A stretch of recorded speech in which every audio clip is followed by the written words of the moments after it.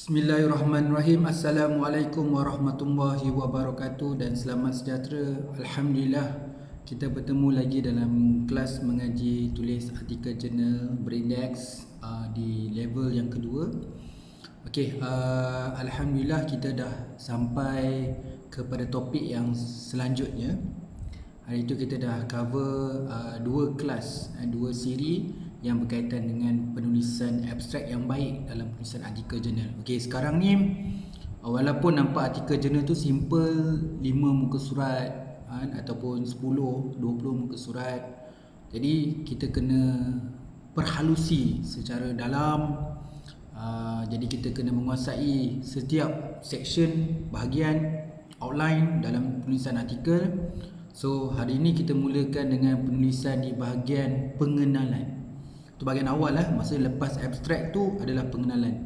Jadi kita akan bincang untuk permulaan pengenalan. So kita ada beberapa siri untuk pengenalan. Yang pertama ni kita akan cover 3. Jadi pakcik pilih 3 articles jurnal untuk kita bincang dan melihat bagaimana kaedah menulis dengan baik. Okey, kita ada 3 dulu untuk permulaan. So kita akan ada siri 2 dan mungkin ada siri 3. Okey, artikel dipilih yang terbit di Emeralds. Okey, tajuk adalah Mapping Terrorist Group Using Network Analysis, Egypt Case Study. Tajuk dia Mapping Terrorist Groups Using Network Analysis, Egypt Case Study. So ni terbit daripada Emerald lah. Type dia adalah research paper. Okey, boleh lihat walaupun kita dah ke topik pengenalan, memang pakcik screenshot abstrak. Jadi kita boleh tengoklah cara penulisan abstrak dia. Dan kenapa pakcik letakkan abstrak di setiap kali artikel kita, ialah kita sebelum kita nak bedah, kita kena tahu juga artikel ni berkaitan apa. Jadi cuma pakcik tak adalah kita bincang balik abstrak, cuma pakcik letak abstrak untuk rujukan. Jadi bagi untuk yang orang kata page yang pertama ni, di perenggan yang pertama ni melibatkan 4 ayat untuk kita bincangkan. Okey, yang pertama ditulis terrorism is one of the most challenging issues facing the overall world due to the increasing advancement in information and communication technologies. International terrorism become more and more a complex phenomena.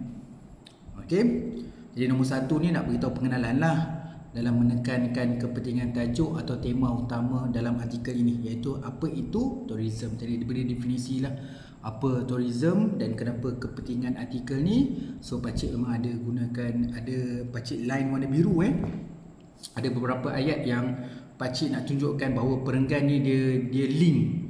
So dia link kat sini tulis more and more a complex phenomena. So dia akan guna ayat lagi pula, complex phenomena such as international terrorism, we need new ways of analysis. Jadi tadi ayat pertama diakhirkan terrorism become more and more a complex phenomena. Jadi pakcik garis bawah itu, more and more and complex phenomena. Jadi ayat yang kedua, to study that complex phenomena. Nampak tak macam mana dia ikat ayat tu, more and more complex phenomena titik to study that complex phenomena. Jadi dia guna sekali pengikat ayat lepas tu dengan ayat sebelum tu, such as complex phenomena such as international terrorism, we need new way of analysis. Network analysis is one of the recent was used to analyze terrorism organization.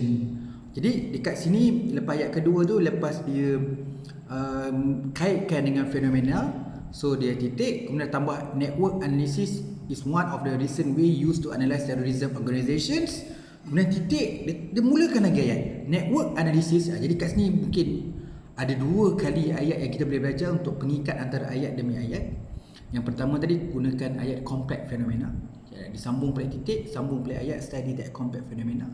Kemudian dia mulakan dengan network analysis, titik, lepas tu dia sambung lagi network analysis enabler.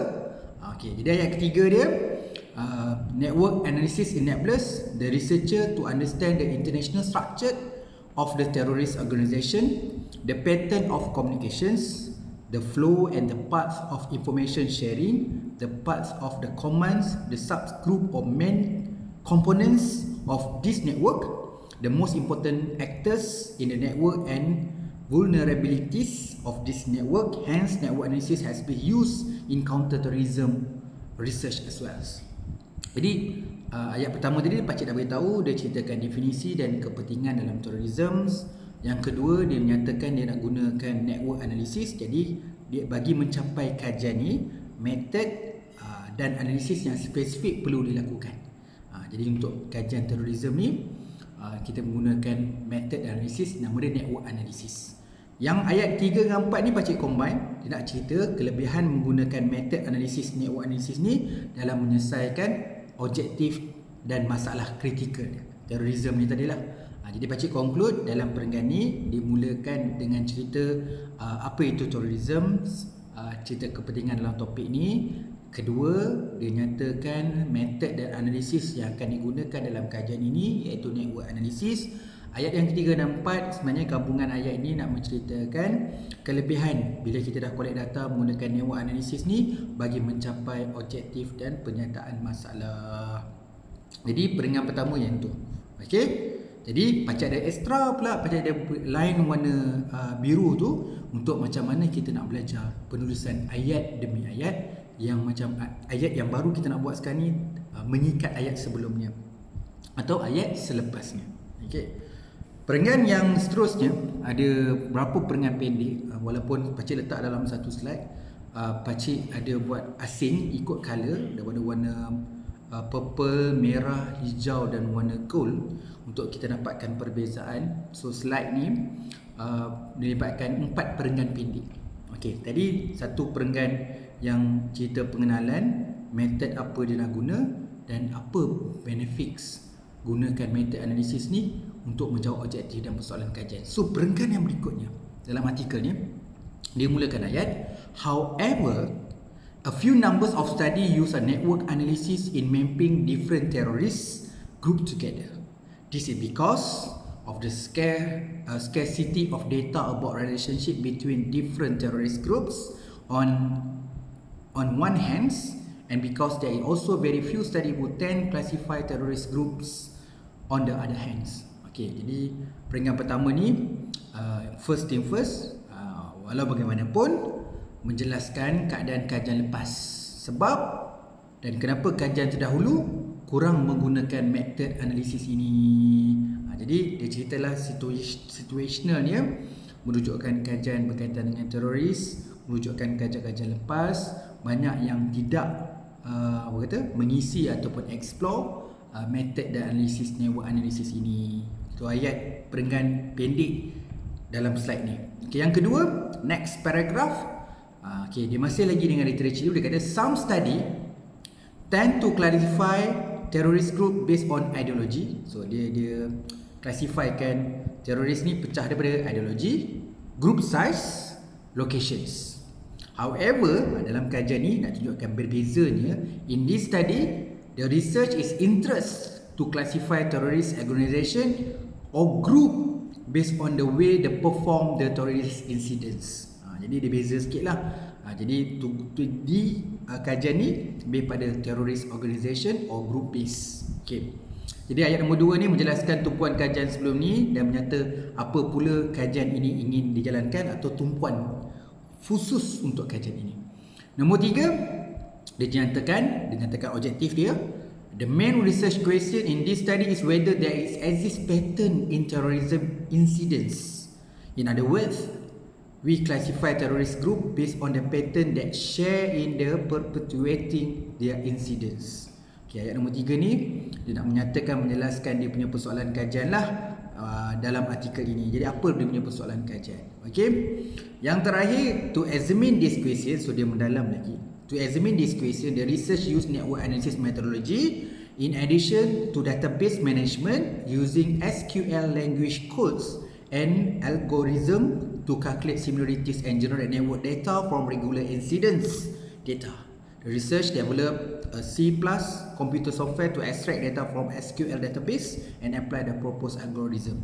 Jadi yang keempat ni dia nak mendalam lagi dengan menggunakan proses metodologi tadi dan analisis tadi dengan terperinci bagi menjawab persoalan artikel dia. Jadi untuk slide ni dia mulakan dengan beritahu keadaan literature, ada beberapa kajian tapi sangat kurang yang menggunakan metodologi network analysis. Kemudian dia beritahu lagi bahawa apa tumpuan sebenar dalam kajian ini, untuk dia nak tengok, banyak orang tengok pada ideologi, group dan size, tapi kes ni dia tengok terrorist organization dan group base. Yang ketiga, perenggan yang ketiga ni, perenggan PD yang ketiga ni nak highlight dia punya research question. What is dia punya main research question dalam artikel ni. Yang keempat, dia lagi deep hingga dalam dengan menggunakan network analysis tu, dengan menggunakan SQL language, dengan menggunakan C++ untuk extract from the computer software. Okey, jadi kat situ dia berdetailkan. Okey, itu yang pertama. Jadi kita nampak kat sini bagaimana paper yang berkaitan terorisme tadi dia susun bahagian pengenalan dia bagaimana. Jadi kita nampak dah beberapa berdasarkan contoh tadi, kita boleh nampak sekarang bagaimana dia punya pattern tu start. Okey, kita tengok artikel lain pula. So nanti di hujung nanti kita buat summary. Okey. Paper kedua ni tajuk dia A Proposed Human Resources Management Model for Zakat Institution. So paper berikut ni menarik, bagaimana paper yang bersifat conceptual paper ni, bagaimana kita nak propose HR, Human Resource Management Model ni untuk institusi zakat. Okay. So ini paper conceptual. Okay, dia melibatkan beberapa perenggan. Okay, dia ada 3 perenggan actually, yang perenggan besar dia. So kita mulakan dengan perenggan pertama. Okay, ayat dia panjang lah sebab dia ada citation untuk mungkin pengenalan dia. So yang pertama dia lebih bersifat pengenalan dan definisi. Baca panjang sikit ya. Human Resource Management HRM is a vital internal function of organisation that help to ensure effective use human capital to achieve its organization's objective. Itu yang pertama lah. So definisi HR tu untuk achieve organization objective. Titik. Kemudian dia sambung, analyze the impact HRM policies and practice on institution performance. This is a crucial topic of discussion in a modern organization management. So ada beberapa citation. Ayat dia, yang ni boleh ambil. Argue by other authors, effective HRM does not stand alone, but it must be integrated. Okay, dia gunakan yang integrated. Integrated is common lah kalau kita nak buat problem statement ke apa. So membezakan kita dengan kajian-kajian dalam menggunakan integrated. So ayat dia, but it must integrated with the overall strategy and performance of organisation. Okay, previous study documented significant linkage between the use of effective HRM and firm performance in terms of organizational productivity. So banyaklah sekolah and employee turnover. Jadi ayat yang pertama dan kedua ni, kita letak ayat 1 dan 2 ni, dia lebih pada pengenalan dan definisi topik utama dia HRM tu, serta menjelaskan kepentingan amalan-amalan HRM tu kepada organisasi. Apa amalan-amalan tadi? Yang berkaitan dengan organizational productivity, employee turnover. So benda-benda tu contoh-contoh amalan.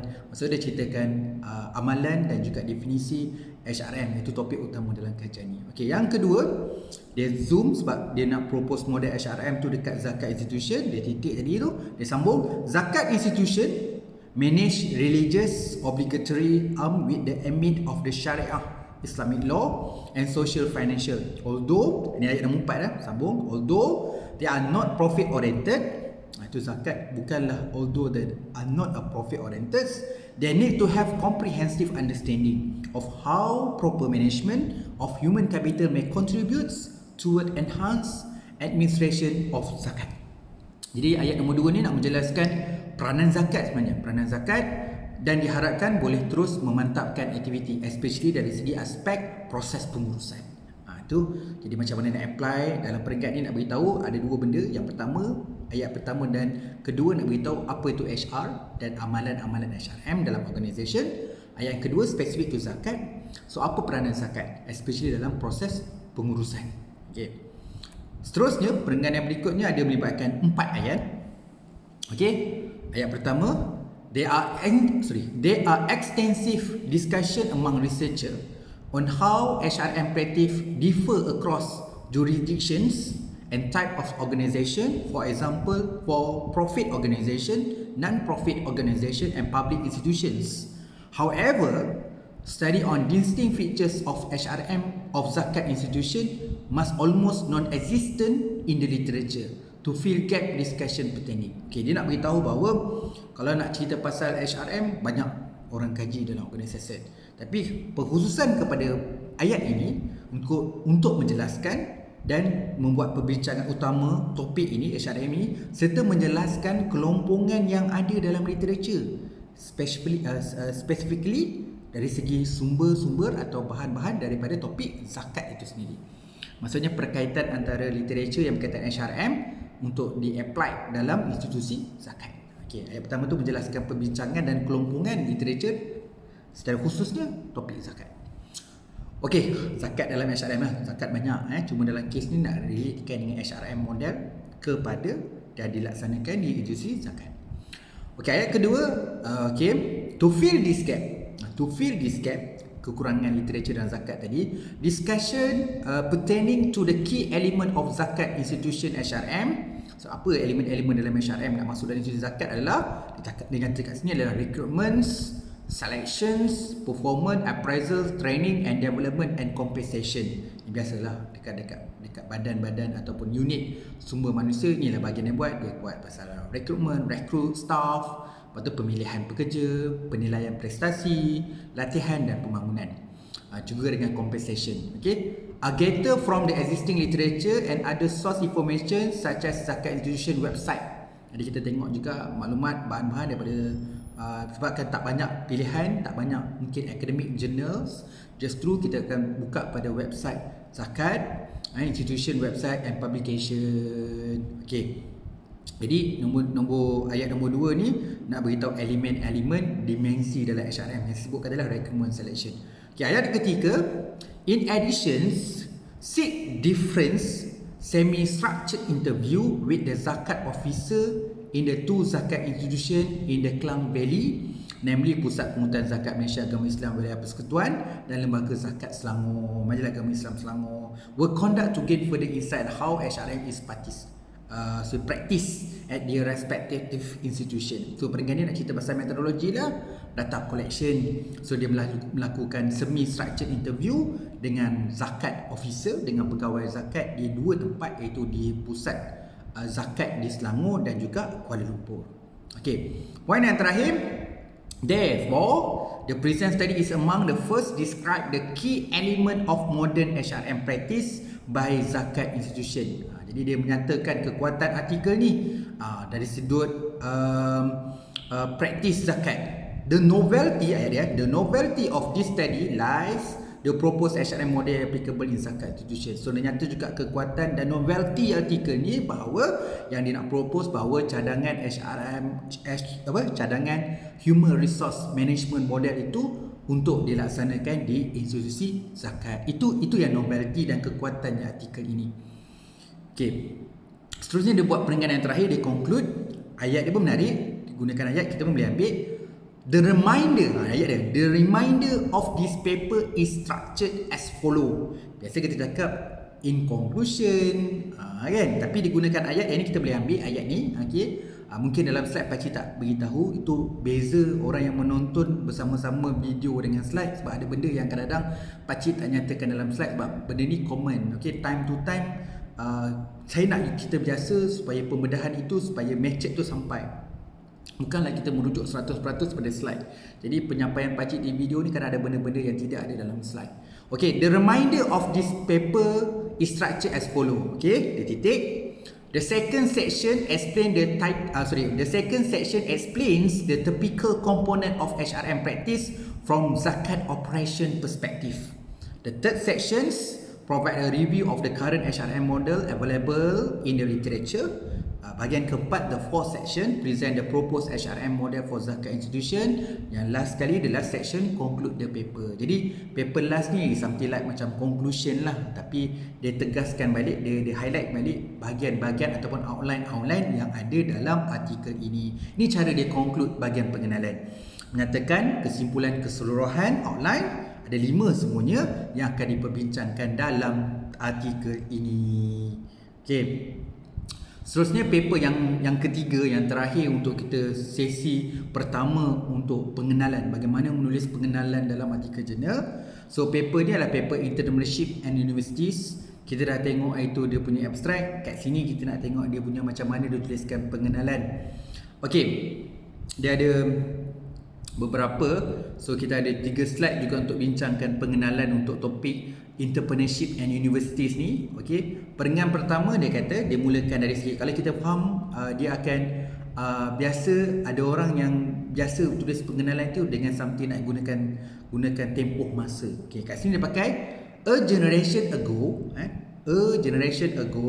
few thought that university had much, if anything to do with entrepreneurships. Okey, itu ayat pertama nak kata pengenalan dan menekankan keperluan dan peranan universiti dan entrepreneurship itulah. Okay, the heart to earn freedom of the university won by great German philosopher, scientist and scholar von Humboldt ensure that the university was not only liberated from dictators of the church and state, but granted the value and primacy of knowledge for its own sake rather than knowledge because it provides some value of society and the economy. Jadi secara keseluruhan peringkat ni nak beritahu something like pengenalan dan menekankan keperluan dan juga peranan dan kepentingan topik entrepreneurship and universities ni. Itu peringkat permulaan dalam introduction dimulakan macam tu. Jadi something like pengenalan lah, nak tekankan okay, now dah sampai masanya universiti memang nak kena ada berkaitan dengan entrepreneurship. Okay, ayat yang kedua, but time is change. Ni nak cerita sekarang ni. Sekarang masa dah sampai, masa dah berubah, dah sampai tiba masanya. The past quarter century has seen the evolution of the universities from the model championed by von Humboldt to what some refer to as the Entrepreneurship University or University for Entrepreneurship Society. Ada citation.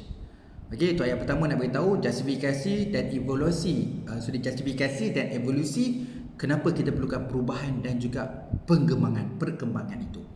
Ayat yang kedua, a large and detailed literature has emerged, identify the important contribution that university can play through technology transfer in generating innovative activities.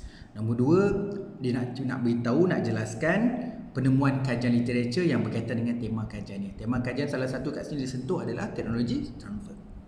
Poin yang nombor 3 adalah kita beritahu objektif dia. The purpose of this paper is to suggest, however, that technology transfer is only part of the story. In fact, two other key ways that university influence entrepreneurship, knowledge spillover, entrepreneurship and entrepreneurship capitals.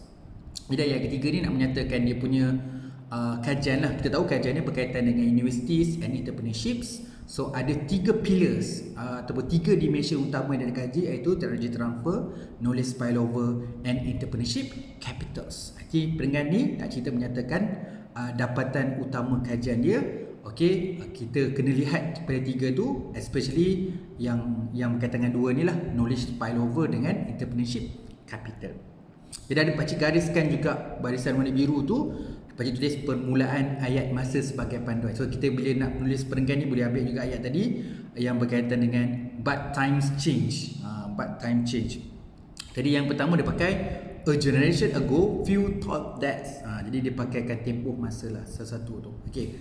Yang terakhir, peringkat yang terakhir untuk kita siri yang pertama untuk penulisan pengenalan dalam tesis. Okey, dia buat ayat ada 3 ayat ni pakcik sebab dia memberi maksud yang sama. Jadi ayat pertama dan ayat ketiga ni pakcik gabung maksud dia untuk menyatakan kesimpulan sebenarnya keseluruhan apa yang nak tulis dalam artikel ni. So dia mulakan ayat macam ni. In the following section, the link between entrepreneurship and technology transfer at university is examined. In the third sections, provide an analysis of the role played by university in knowledge spillover entrepreneurship. Kemudian ada tak contribution. The contribution that university make entrepreneurship capital is identified in the fourth section. Finally, the last section summary on conclusion and provided. Jadi kat sini pun sama macam artikel sebelum ni yang kita bedah tadi. Bahagian ini, bahagian peringkat terakhir dalam pengenalan ni nak bagi some conclusion, nak tegaskan balik apa outline yang kita akan bincangkan dalam artikel ni.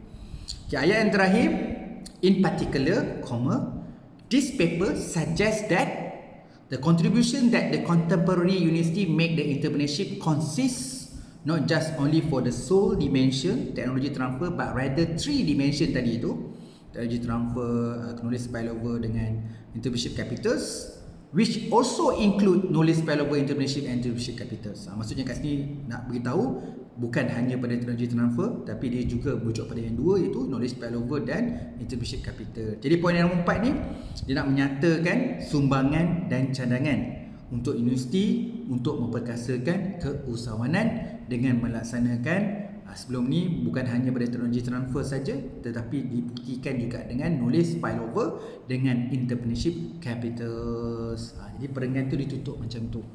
So kita dah mulakan 3 dulu. Memang style pakcik kalau you perasan, kalau satu topik tu pakcik mulakan contoh sikit je 3. Okay, nanti next class mungkin 4, mungkin 5. Third class so kita akan lebih dan lebih. Jadi begitu kaedah pakcik lah, maksudnya tak perlu laju-laju. Jadi kita kena faham tulis pengenalan. Okay, macam itu abstract kita tak nak kena reject sebabkan salah tulis abstract.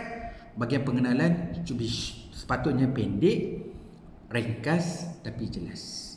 Jadi pakcik simpulkan untuk hari ini, kebanyakan kajian pengenalan bahagian pertama, perenggan yang pertama ada yang menulis secara umum iaitu intro dan juga sedikit definisi dan juga memberi sedikit gambaran general kepentingan main topik iaitu topik dia terhadap artikel ni. Maksud the purpose artikel tu nak beritahu kepentingan topik ini, iaitu perenggan yang pertama. Perenggan yang kedua, okey, dia nak cerita secara mungkin nak tunjuk ada beberapa kat sini tadi menunjukkan dari segi situational, bermaksud apa yang berlaku dalam literature. Maksud apa kajian-kajian lepas yang nak buat. Tapi perenggan ni masih lagi pengenalan tau, dia umum je. Jadi nak beritahu secara ringkas situation dia, apa yang dah berlaku pada topik ni. Dekat situ ada orang yang masukkan sedikit kelompongan iaitu peluang ataupun gap. Nak beritahu secara spesifiknya value artikel ini dia extended ataupun dia lebih kepada untuk mengisi kelompongan tu. Okey, ayat yang ketiga baru dia akan cakap dia punya objektif artikel ni, the purpose of this article bla bla bla bla. Okey, kemudian dia akan masukkan sedikit macam tadi lah, dia masukkan sedikit metodologi. Apa dia nak pakai. Yang kat sini pun dia beritahu mungkin jarang orang gunakan metodologi ni dan sebagainya. Kemudian baru dia bagi jangkaan dapatan. Beritahu dapatan dia akan dapat, dan kalau kata touch pada industri, apa industri itu dapat. So yang perenggan yang terakhir dalam bab pengenalan ni, kadang-kadang dia buat conclusion secara keseluruhan berdasarkan outline, dan dia tutup dan dia menegaskan bahawa topik ni perlu dikaji, ada value, ada uniqueness yang dapat memberi sumbangan bukan hanya pada akademik, malah pada practitioner, dan memberi impact dari segi theoretical, practical, dan mungkin ada yang ke arah society dan sebagainya.